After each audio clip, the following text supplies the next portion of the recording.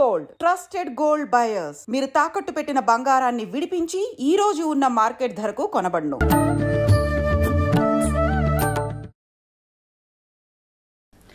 నమస్కారం, welcome to I dream. ధర్మ మార్గం విత్ విజిత కార్యక్రమానికి స్వాగతం. ప్రస్తుతం మనతో పాటు ఉన్నారు ప్రముఖ ఆధ్యాత్మికవేత్త, శ్రీ విద్యా ఉపాసకులు, ఎంతో మందికి మంత్రోపదేశం చేసిన గురువుగారు. ఆయన మంత్రోపదేశం కోసం, ఆయన ఉపాసన శిక్షణ ఇవ్వడం కోసం ఎంతో మంది ఎదురు చూస్తూ ఉంటారు. ఇప్పటికీ ఎంతో మందికి ఆయన ఇప్పటికే మంత్రదీక్షను ఇవ్వటం జరిగింది. ఇప్పుడు వారితో మాట్లాడి మనం మంచి మంచి విషయాలు తెలుసుకునే ప్రయత్నం చేద్దాం. వారే గురు కరుణామయ్య గారు. ఇప్పుడు వారితో మాట్లాడిద్దాం. నమస్కారం గురుగారు. నమస్కారం. బాగున్నారా? బాగున్నాను. మీరు ఎలా ఉన్నారు? అమ్మదయ వల్ల బ్రహ్మాండంగా. అంతే, మీరు ఆ మాట అనగానే మళ్ళీ జోస్ వచ్చేస్తుంది. గురుగారు, నేను ఇప్పుడు అడగబోయేది కళలకు సంబంధించి. అంటే చాలా మంది కళలో ఏదో ఒక మంచి పని చెయ్యాలి అని చెప్పి నాకు అమ్మవారు వచ్చి చెప్పింది అని చెప్పి బయటికి చెప్పేస్తుంటారు. మెలకు వచ్చిన తర్వాత నాకు ఇలా అమ్మవారు చెప్పింది అంటే అది వాళ్ళ భ్రమ అనుకోవాలా? నిజంగా కల్లో అమ్మవారు అలా వచ్చి ఇది మంచి పని, ఇది చేస్తే మంచి జరుగుతుంది, ఇలా నిజంగా చెప్తారా? చాలా మంది కళలో నాకు అమ్మవారు ఇక్కడ విగ్రహం ఉంది తీయమని చెప్పి, లేకపోతే అక్కడ ఆలయం కట్టించమని చెప్పి ఇలా రకరకాలుగా చెప్తున్నారని చెప్తారు. అంటే ఇలా చెప్పే వాళ్ళని కొంతమంది నమ్ముతారు, కొంతమంది దీనికి ఏదో పిచ్చి, డేలో ఏదో మాట్లాడి ఉంటుంది, దానికి సంబంధించి ఇప్పుడు కళ వచ్చింది అదంతా వదిలేయాలి, ఇలా తీసుకుంటాం. ఎలా తీసుకోవచ్చు అంటారు ఈ కళని? ఇంకొక విషయం, ఈ మధ్య కాలంలో నాకు ఒక ఫ్రెండ్ ఒక విషయం చెప్పింది.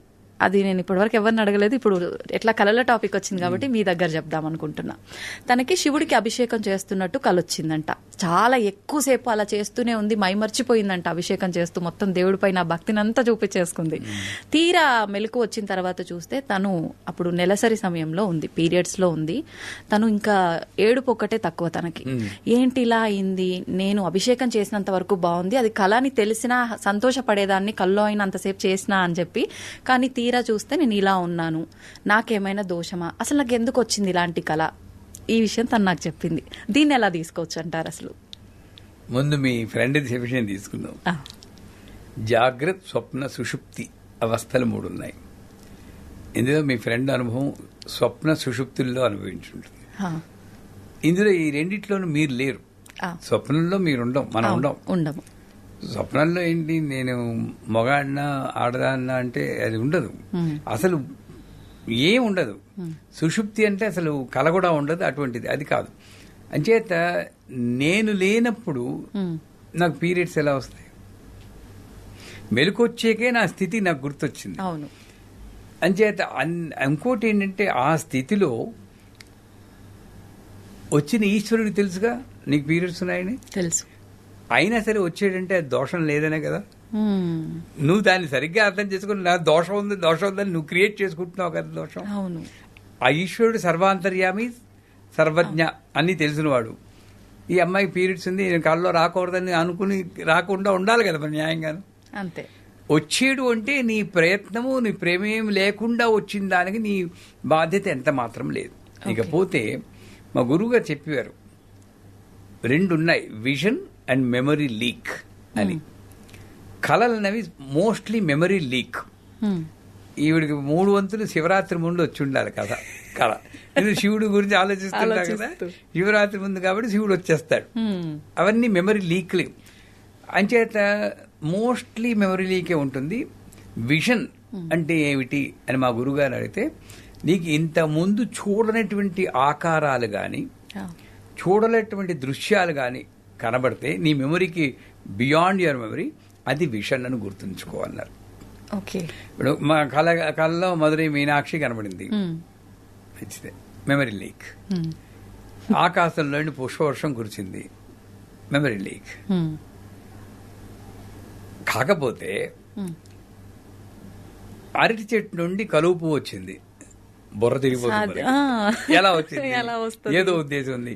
దీని మళ్ళీ వ్యాఖ్యానాలు చెప్పమని అడుగుతుంటాను. నాకు నా గురువుగారితో కూర్చున్నప్పుడు కుంభాభిషేకం అప్పుడు, ఇక్కడ కూర్చో జపం, కళ్ళు మూసుకో అన్నాడు. అప్పుడు కళ నిద్రపోలేదు కూడా. మూసుకుంటే చుట్టూరా ఉన్న జనాలకు బదులు గాజులేసుకున్న చేతులు వచ్చి, భూమి మీద నుండి చేతులు వచ్చి ఇలా మా మీద అక్షతలు వేస్తుంది. మా మీద అక్షతలు పైనుండి పడాలి కానీ భూమి మీద నుండి రావడం ఏమిటి? అలా చూస్తూనే ఉన్నానమాట. లోపల మా గురువు గారి గురుపత్ని అన్నపూర్ణాంబ వచ్చి, ఎరసు ఇక్కడున్నావేంటి? ఇక్కడే ఉన్నాను, గురుగారి పక్కన కూర్చున్నాను. లేదు ఇక్కడ ఉంటుంటే సహస్రాక్షి దగ్గర కూర్చుని నువ్వు లలిత సహస్రం చదువుతున్నా నేను వినొచ్చాను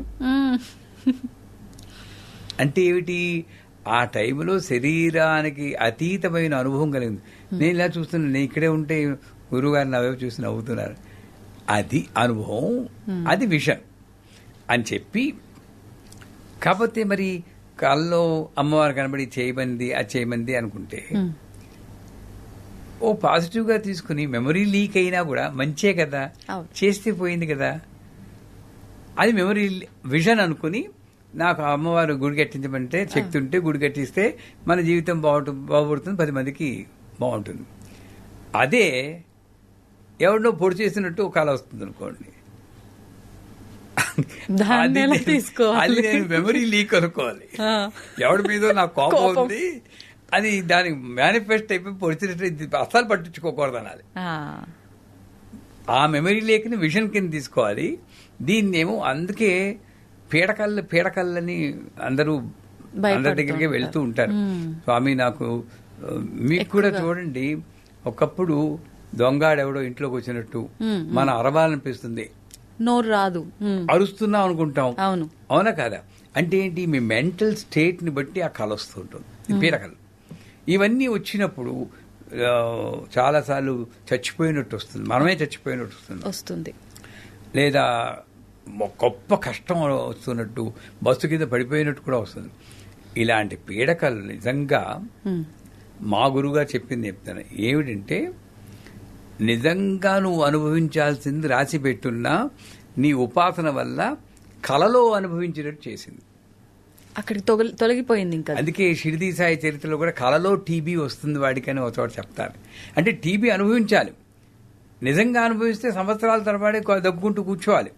అలా కాకుండా వాడి నమ్మకం వల్ల, ఉపాసన వల్ల నిద్దట్లో కర్మ పూర్తిగా తీసేయలేడు, నిద్దట్లో అంచేత వచ్చి పీడకలన్నీ కూడా నా యొక్క కర్మ విశేషం చేత నిద్దట్లో అనుభవించేది, థ్యాంక్ యూ అని అనుకుంటే గొడవ లేదు. దీన్ని పట్టుకెళ్ళి మళ్ళీ ఎవరి దగ్గరకు వెళ్ళిపోయి ఇది వచ్చిందంటే అగో పలానా హోమం చేసే అంటారు వాళ్ళు, డబ్బు ఖర్చు అవుతుంది, ఇవన్నీ అనవసరం నా దృష్టిలో. ఏదైనా సరే అమ్మవారు లేలేనండి, మంచి వచ్చినా చెడు వచ్చినా అమ్మవారు, మంచి చెడు లేదు, ధర్మాధర్మ వివిధిత. మంచి కళ వచ్చింది, విదిత గారికి పట్టు చీర కొనివ్వండి అని వచ్చిందనుకోండి, కొనిస్తే పోలే, మంచిదే చేస్తున్నారు కదా గురుగారు అయితే. అంతేగాని దాన్ని మళ్ళీ విశ్లేషణ చేసుకోవడం ఎందుకు? అవును. అదే ఒక పీడకలో చెడ్డకలో వచ్చింది అనుకోండి, అవన్నీ లీక్లే, మెమరీ లీక్, ఏం పట్టించుకోకలేదు. ఎప్పుడో నిజంగా జరగాల్సింది నా అదృష్టం బాగుంది, కల్లో అయిపోయింది, నిజంగా అయిపోతే ఎంత ఘోరంగా ఉండని అమ్మవారికి థ్యాంక్స్ చెప్పుకోవాలి. పీడకలకి అమ్మవారికి థ్యాంక్స్ చెప్పుకోవాలి. అది కరెక్ట్ అయినటువంటి పద్ధతి. ఎందుకంటే కళల్లో అమ్మవారు చెప్పింది నిజంగా వచ్చిందా అంటే, నమ్మితే అమ్మ లేకపోతే బొమ్మ అని అంటూ ఉంటారు కదా, అలాగే మంచి నమ్మకం ఉండడం ఎప్పుడు మంచిదే. రేపు ఏమిటో గ్యారంటీ లేదని అన్ని వేదం చెబుతుంది, ఉపనిషత్తు, కానీ నెక్స్ట్ వీక్ కలుస్తాను ఏ ధైర్యంతో చెప్తున్నావు? పాజిటివ్ కాబట్టి. అలాంటి పాజిటివ్ యాటిట్యూడ్ తీసుకుంటే ప్రతి కళ మంచిదైతే మనం వెంటనే చేసుకుంటే శక్తి అనుసారం మంచిది. లేదా విపరీతంగా వచ్చిందంటే పర్లేదు నాది కాదు అనుకుని బ్రష్ ఆఫ్ చేసుకోవడం మంచిది. సూపర్ గురుగారు. అంటే మీరు చెప్పిన దానికి నాకు ఆల్రెడీ అంతా క్లియర్ అయిపోయింది. బట్ ఊర్లలో ఎక్కువగా పెద్దవాళ్ళు చెప్తూ ఉంటారు, అంటే పెళ్లికి సంబంధించిన కళ వస్తే ఎవరికో ఏదో జరగబోతుంది అని చెప్పి, నీళ్లు కళలో వస్తే కూడా మనకి ఏదో శోకం అని చెప్పి, ఇలా చాలా రకాలుగా చెప్తుంటారు. అవన్నీ ఒక పెర్మిటేషన్ కాంబినేషన్ థియరీ. 5 మందికి ఈ కళ వస్తే వాళ్ళ, ఇప్పుడు మా దీంట్లో శ్రీమంతం అలవాటు లేదండి అంటుంటారు. అవును అవును. ఎందుకు? శ్రీమంతం ఒక 4 సార్లు అటెంప్ట్ చేస్తే ఏ ముసలమ్మ వెళ్ళిపోయి ఉంటుంది, 70 ఏళ్ళ ఆవిడ. ముసలమ్మ ఎలాగా వెళ్ళాలి, వాళ్ళు శ్రీమంతానికి లింక్ పెట్టేస్తారు. ఈ శ్రీమంతం వల్ల ముసలం వెళ్ళిపోయేవారి 3 సార్లు 3 ముసలం వెళ్ళిపోతే ఇంక శ్రీమంతం మా ఇంట్లో రాలేదు. మాకు ట్రెండ్, మీ టీవీలో ట్రెండింగ్ అంటారు కదా, ట్రెండింగ్ అయిపోతుంది అంతే. అలాగ వచ్చిందే తప్పితే దీనికి దానికి అసలు లింక్ లేదండి. ఉండే స్వప్న, ఇప్పుడు ఏంటి, ఒకవేళ అలా వచ్చిందనుకోండి, స్వప్న వారాహి అని ఘోరే ఘోరే టాటా స్వప్నం టాటా అని ఒక మంత్రం ఉంది. స్వప్న వారాహి మంత్రం చదువుకుంటే ఒకవేళ అలా వచ్చినా కూడా ఆ దోషం మనకి తగలకుండా ఉంటుంది. అది లేదు ఒకవేళ ఆ ఫీలింగ్ ఉంటే మనం స్వప్న వారాహి మంత్రం చదువుకుంటే ఆ దోషం ఉండదు. సో అంచేత ఇది వస్తే అది జరుగుతుంది, అది వస్తే ఇది జరుగుతుంది. ఏమండి అంత ఉపాసన మనం చేస్తున్నామండి, అమ్మవారు వచ్చేసి నీకు లేదు అంత భక్తి ఎక్కడ చూపిస్తున్నాం మనం. అది ఆలోచించుకుంటే మనకి దీని గురించి పట్టించుకోము. అవును అవును, ఆ స్వప్నవారాయం అంతా చేసుకుని మామూలుగా ఉంటాం అనమాట. సంతోషం గురుగారు, చాలా అపోహలన్నీ కూడా క్లియర్ అవుతాయి ఈ వీడియోతో. చాలా మందికి కళ్ళ గురించి, పీడకళ్ళ గురించి ఇబ్బంది పడే వాళ్ళకి ఒక మంచి టాపిక్ ఇది నిజంగా. థ్యాంక్ యూ గురుగారు, ధన్యవాదాలు. నమస్కారం.